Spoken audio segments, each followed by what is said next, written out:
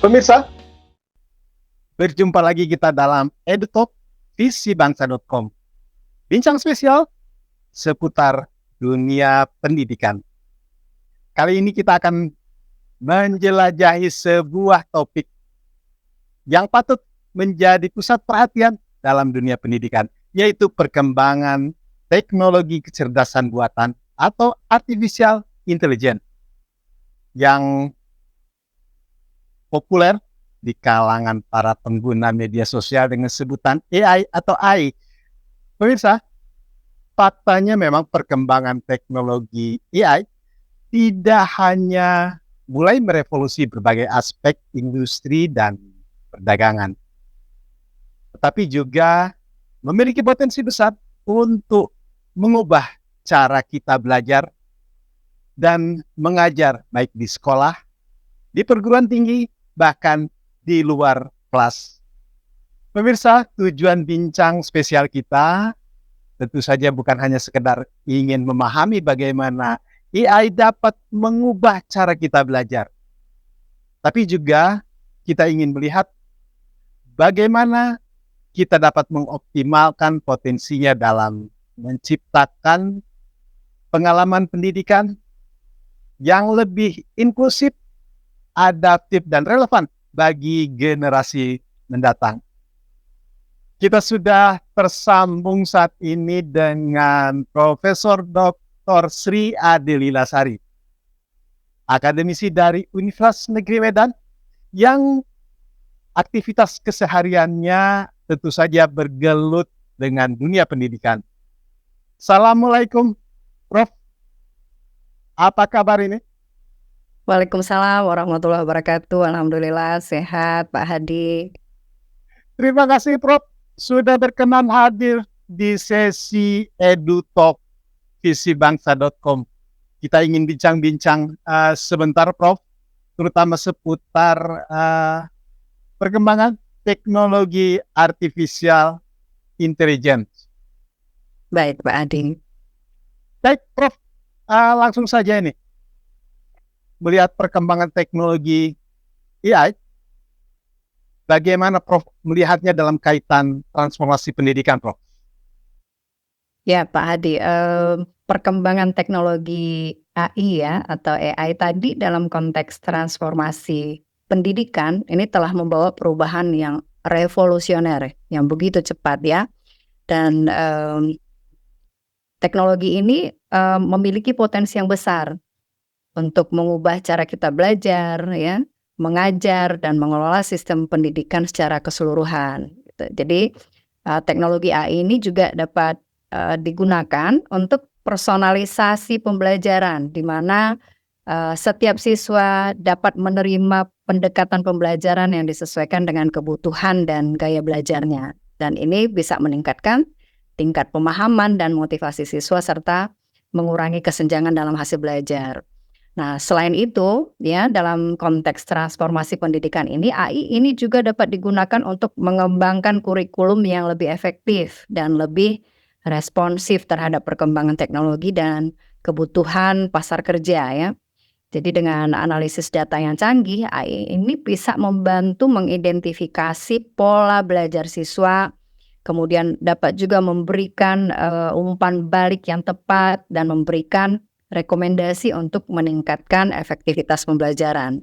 Dan yang terakhir barangkali teknologi ini juga bisa digunakan untuk meningkatkan efisiensi dalam pengelolaan sistem pendidikan ya, seperti pengelolaan data siswa, penjadwalan pelajaran, dan evaluasi kinerja guru. Ya, jadi dengan memanfaatkan teknologi AI secara bijaksana tentunya kita dapat menciptakan lingkungan pendidikan yang lebih inklusif, lebih inovatif, lebih adaptif dalam mempersiapkan generasi kita di masa depan. Begitu mungkin Pak Hadi.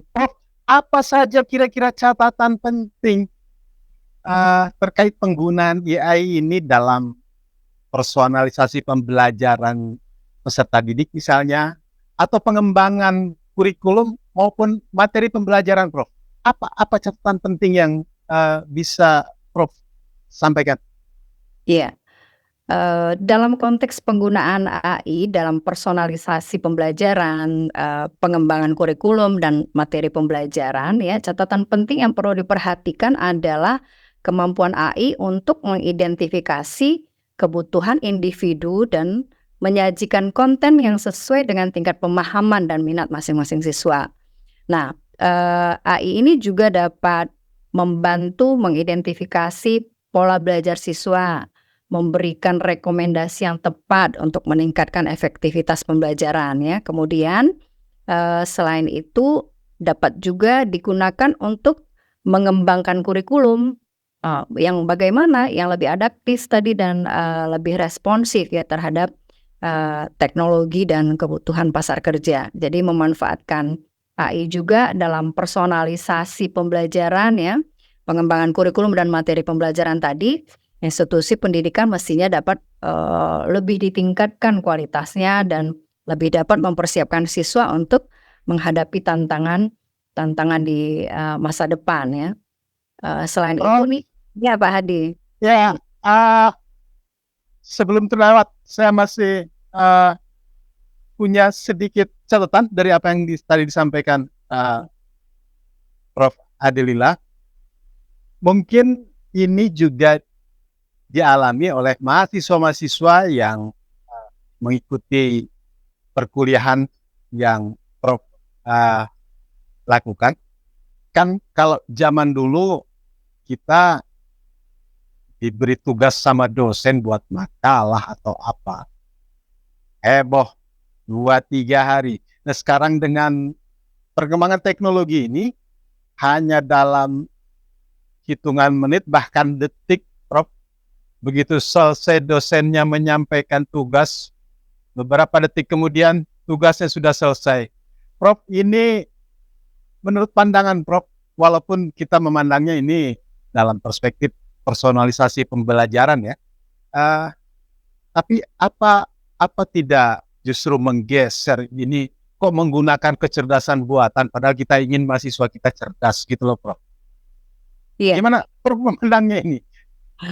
Ya sebenarnya, kita ambil, manfaat positifnya saja. Memang sekarang ini mahasiswa banyak tugas ya Pak Hadi. Jadi masing-masing mata kuliah itu ada 6 tugas yang mereka harus selesaikan di dalam 1 semester. Jadi sering sekali dosen juga kalau misalnya dalam tim itu 3, sering juga dosen ini memanfaatkan 3 kali 6 tugas. Jadi ada 18 tugas untuk 1 mata kuliah. Jadi, AI ini sebenarnya, dikatakan positif ya untuk, mengefisienkan waktu mahasiswa. Tapi yang penting, bagi mahasiswa yang sudah menggunakan, teknologi ini, dia harus, bisa memastikan data yang dia gunakan itu, tidak bias dan representatif ya. Yang kedua juga, walaupun tugasnya sudah selesai, perlu juga dilakukan evaluasi, perlu juga dilakukan validasi ya, supaya, yang dia kerjakan itu, tepat sasaran, sesuai dengan yang, dibutuhkan dari tugasnya itu, begitu. Begitu mungkin Pak Hadi.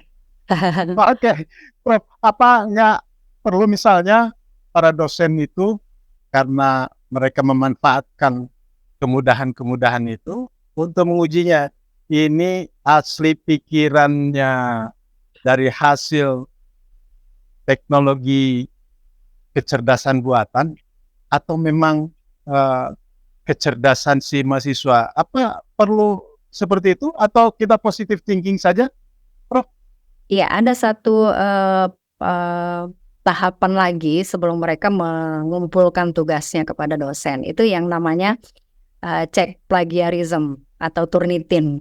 Nah, Iya. jadi, beberapa dosen tapi sebenarnya dalam, silabus atau, rencana pembelajaran semester itu sudah disampaikan kepada mahasiswa. Jadi kalaupun ada tugas kalian harus, wajib menturnitinkan tugas itu, misal di bawah 10% baru bisa dikumpulkan kepada saya. Jadi tidak semudah yang, mereka mendapatkan hasil dari ChatGPT itu ya, kemudian mengumpulkan langsung itu tidak. Jadi ada juga, screening-nya, begitu Pak Hadi. Prof, kalau kita dulu kan sibuk ke paling tidak sibuk ke perpustakaan, bongkar-bongkar referensi dan lain sebagainya. Anak-anak sekarang, mahasiswa-mahasiswa kita tidak lagi memerlukan itu. Mereka dengan cepat gitu. Apa ini bisa dipandang sama seperti halnya kita dulu studi kepustakaan, tapi mengambilnya lewat teknologi digital, lewat AI? Bisa dipandang seperti itu, Prof? Dipandang bisa dikatakan sama karena tujuannya sama-sama mencari referensi. Namun kalau dulu kita terbatas, dengan koleksi yang ada di perpustakaan saja kan. Nah, tapi kalau sekarang bukan hanya perpustakaan yang, perpustakaan universitas yang berlangganan itu saja, dia bisa, browsing dari seluruh dunia untuk mencarikan referensi. Saya pikir itu tidak ada, satu hal yang negatif. Jadi, membuat mahasiswa lebih cepat dan sama seperti kita dulu sekolah barangkali waktu kita mengambil, melanjutkan studi ke S2 ke S3, justru hal-hal yang, seperti itu kita lakukan memudahkan semua pekerjaan-pekerjaan kita dan, cepat ya, cepat. Jadi, misalnya begini, jurnal, saya menemukan satu jurnal bahwa, arsenik gitu, kalau ini dalam konteks kimia ini, arsenik ya. Jadi ada satu publikasi yang menyatakan kalau arsenik sudah tertelan di, badan kita, itu tidak akan bisa keluar dan itulah salah satu penyebab kanker. Nah, dia akan terakumulasi di dalam tubuh. Tapi dengan teknologi AI, dalam hanya beberapa minggu saya mendapatkan lagi satu jurnal yang up to date ya. Ada satu temuan yang menyatakan bahwa arsenik itu ternyata tidak terakumulasi loh di dalam tubuh, tapi dia bisa keluar lewat urin, lewat keringat dan lain sebagainya. Jadi kan teknologi ini sebenarnya sangat bermanfaat, begitu ya. Referensi-referensi itu up to date. Jadi cepat sekali perubahan-perubahan, temuan-temuan itu yang itu mungkin yang membuat kita jadi lebih berkualitas dan tidak ada hal yang negatif barangkali ya, dan kolaborasi antar, universitas atau kadang kita menghubungi juga penulis jurnal itu lebih cepat, begitu Pak Hadi. Jadi tidak ada hal yang Ini mungkin ada kaitannya dengan pendapat sejumlah akademisi maupun pemerhati pendidikan yang justru mengatakan katanya, AI itu dan tentu saja berbagai perkembangan aplikasi teknologi digital justru berpotensi, Prof, untuk mengurangi kesenjangan pendidikan di berbagai daerah. Anda setuju dengan pendapat itu, Prof? Ya, setuju Pak Hadi. Jadi,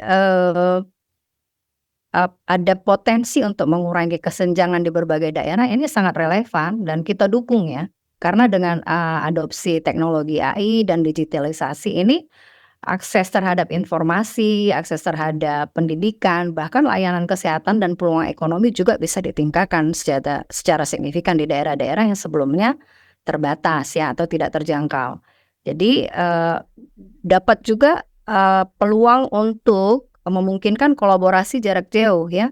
Ada misalnya pelatihan online yang kalau sekarang yang kami lakukan adalah seperti PPG ya, pendidikan profesi guru. Jadi guru-guru yang tak bisa dijangkau misalnya, kalau dia ke kota dia harus melewati sungai dulu, harus melewati berbagai macam yang dia tidak bisa kalau pergi ke kota ya atau ke kota besar dia harus pergi, itu tidak perlu dia lakukan lagi. Jadi Artinya pelatih justru online era sekarang ini tidak boleh ada lagi seharusnya kan, terjadi kesenjangan pendidikan di berbagai daerah dengan alasan, jauh dari pusat-pusat informasi dan lain sebagainya ya? iya. Nah, jadi, tapi sebenarnya kalau tadi AI juga dapat digunakan untuk menyediakan pelatihan guru yang lebih efektif ya, atau memantau perkembangan siswa secara individual ya, memberikan bantuan belajar yang personal, perlu juga kita ingat ini Pak Hadi bahwa implementasi teknologi AI dan digitalisasi ini juga menimbulkan tantangan baru ya, seperti kesenjangan akses teknologi ya, kekhawatiran akan privacy data ya, Iya iya. tidak setaraan dalam pemanfaatan teknologi, tidak setara ya. Jadi oleh karena itu, kita penting juga ini bagi pemerintah, bagi lembaga pendidikan, ada juga sektor swasta ya untuk, bekerja sama bahwa memastikan teknologi ini digunakan secara inklusif dan berkelanjutan. Jadi manfaatnya itu merata bagi seluruh masyarakat, termasuk di daerah-daerah yang terpencil tadi. Termasuk nggak boleh mati-mati lampu juga, Prof, ya? Ya, mati lampu mungkin dari segi, cost benefit ya Pak Hadi, kadang-kadang mungkin secara teori, ekonominya itu mematikan lampu dalam waktu 5 menit mungkin akan mengurangi, cost yang bagaimana gitu secara serentak, itu bagian yang lain barangkali. Ada manfaatnya juga kalau dilihat dari Prof, ini saya kira cukup penting juga kita ingin mendengar dari Prof ini. Kira-kira Prof, seharusnya para pendidik dan peserta didik, antara dosen dan mahasiswa, antara guru dan siswanya, bagaimana seharusnya mereka merespon penggunaan kecerdasan buatan ini, teknologi kecerdasan buatan ini, dan seberapa penting sebenarnya untuk mereka terus mengintegrasikan dan mengembangkan AI dalam pendidikan ini, Prof? Ya, jadi para pendidik dan peserta didik ini memang harus merespon penggunaan AI dalam pendidikan dengan sikap yang terbuka dan proaktif, gitu Pak Hadi ya. Jadi, penting bagi kedua pihak ini untuk memahami potensi dan manfaat yang, dapat diperoleh dari integrasi AI dalam proses pembelajaran. Jadi seperti personalisasi pembelajaran tadi ya, peningkatan efisiensi, pengembangan kurikulum yang adaptif. Jadi kalau kita bisa memahami dan menerima teknologi AI ini, para pendidik dan peserta didik dapat memanfaatkannya sebagai alat bantu yang dapat meningkatkan kualitas pendidikan ya. Nah, begitu. Jadi untuk, penting juga untuk kita terus mengintegrasikan dan mengembangkan AI ini dalam pendidikan karena apa? Karena teknologi ini punya potensi yang besar untuk mengubah cara kita belajar dan cara kita mengajar. Seperti tadi ya yang kita katakan dulu kita pakai perpustakaan yang bukunya hanya ada di situ ya kan Pak Adi, tapi sekarang kita bisa mengakses, ke seluruh dunia gitu. Jadi dengan terus mengembangkan AI dalam pendidikan, kita sebenarnya, bisa menciptakan lingkungan pembelajaran yang lebih responsif, lebih inklusif, lebih inovatif ya. Kemudian, bisa membantu aksesibilitas pendidikan, meningkatkan efisiensi kita mengajar, dan mempersiapkan peserta didik menghadapi tuntutan, dunia kerja yang semakin kompleks. Mungkin kan kita pernah dengar juga, apa nanti tidak diperlukan lagi manusia sebagai, staf ya, sebagai tenaga kerja, akan digantikan oleh robot begitu ya. Jadi, Jangan semuanya dikerjakan robot ya, Prof? iya, di beberapa negara maju juga kan sekarang tidak ada lagi yang melayani, pengisian, bahan bakar ya. Jadi kita sendiri yang mengisi bahan bakarnya, tidak ada orang lain yang menolongnya di situ. Nah, untuk menciptakan, ini merupakan langkah penting ya untuk menciptakan sistem pendidikan ya, yang adaptif tadi dan relevan dengan kebutuhan zaman, gitu Pak Hadi ya. Baik, Prof. Mana tahu pemerintah, baik mulai dari Menteri Pendidikan, Menkominfo, atau pihak-pihak lainnya melihat bincang-bincang kita ini, Prof. Kira-kira, karena tadi Prof menyinggung juga peran pemerintah, kira-kira apa yang ingin Prof sampaikan agar harapan kita untuk terus mampu mengintegrasikan kemajuan teknologi ini dengan transformasi pendidikan kita itu bisa tercapai. Silakan, Prof. Ya, mungkin ada yang pertama ya, ada pendidikan dan kesempatan, gitu ya. Jadi teknologi AI ini bisa, diberikan oleh pemerintah ya, untuk meningkatkan akses pendidikan dan kesempatan bagi semua orang masyarakat ya. Jadi untuk memanfaatkan platform pembelajaran online yang didukung oleh AI, untuk meningkatkan keterampilan dan pengetahuannya. Mungkin yang kedua Pak Hadi ya, ada juga, pemerintah memikirkan etika dan privasi ya, dan dengan penggunaan teknologi ini perlu juga kita menjaga data pribadi dan memastikan bahwa keputusan yang dibuat itu tidak diskriminatif dan adil ya. Dan yang ketiga, kolaborasi barangkali ya, kolaborasi. Jadi melihat alih-alih kita melihat AI ini sebagai ancaman terhadap pekerjaan manusia ya, masyarakat. Jadi dihimbaulah atau kita melihatnya sebagai katalisator untuk perubahan yang positif. Jadi kolaborasi antara manusia dan AI bisa justru menciptakan efisiensi, inovasi, dan kemajuan yang signifikan. Dan pemerintah juga mungkin perlu memikirkan tentang literasi digital ya. Jadi termasuk pemahaman bagaimana teknologi AI itu bekerja dan dampaknya dalam kehidupan sehari-hari. Jadi supaya apa? Supaya masyarakat itu lebih bijaksana dalam menggunakan teknologi AI. Dan yang terakhir ini Pak Hadi ya, tanggung jawab bersama ya, pemerintah dan masyarakat dan industri ya, itu bekerja samalah dalam menetapkan standar, menetapkan regulasi dan pedoman supaya memastikan penggunaan AI ini bertanggung jawab dan aman bagi semua gitu. Jadi dengan pendekatan yang bijaksana dan inklusif terhadap AI, masyarakat dapat meraih manfaat yang besar ya dari inovasi ini, sambil memastikan bahwa dampaknya positif dan dampaknya berkelanjutan bagi semua masyarakat, begitu Pak Hadi.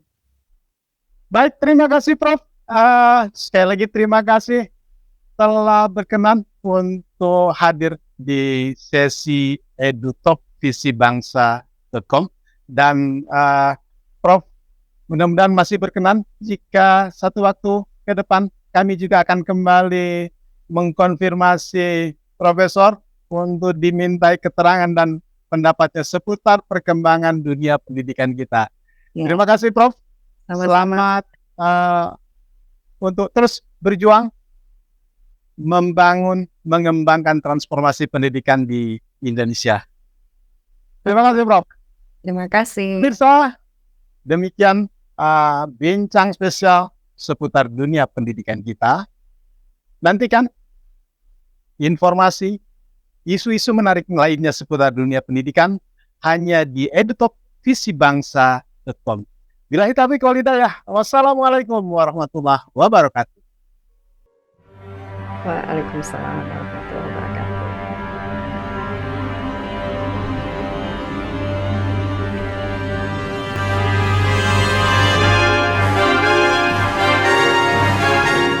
Anda menyaksikan News and Talk visibangsa.com.